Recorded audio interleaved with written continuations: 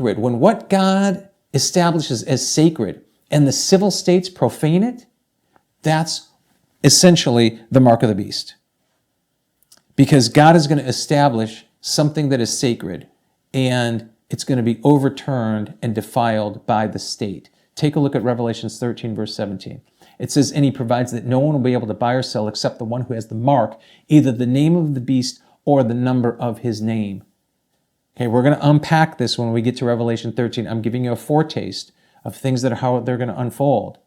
And see, this mark of the beast, we will identify it, and we'll just use the Bible to identify it. We won't use any other source but the Bible. We're just going to let the Bible interpret the Bible, because God has given us wisdom to understand end times.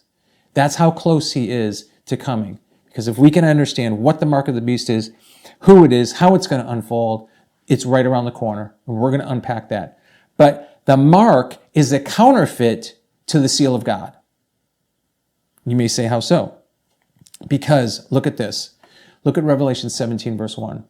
After this, I saw 4 angels standing at the 4 corners of the earth, holding back the 4 winds of the earth, so that no wind would blow on the earth or on the sea or on any tree. And I saw another angel ascending from the rising of the sun, having the seal of the living God. And he cried out with a loud voice to the 4 angels to whom it was granted him to harm the earth and the sea, saying, do not harm the earth or the sea or the trees until we have sealed the bond servants of our God on their foreheads.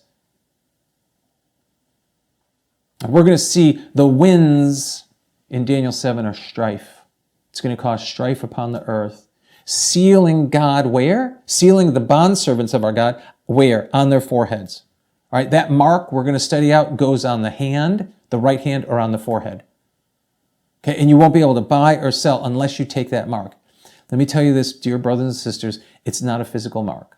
Okay, it's a spiritual issue. It's a spiritual issue that we're going to unpack. But this is saying, God says, don't harm the earth or the sea. Or do you see that, the trees? Remember we talked about trees in Daniel chapter 4? Trees are individuals.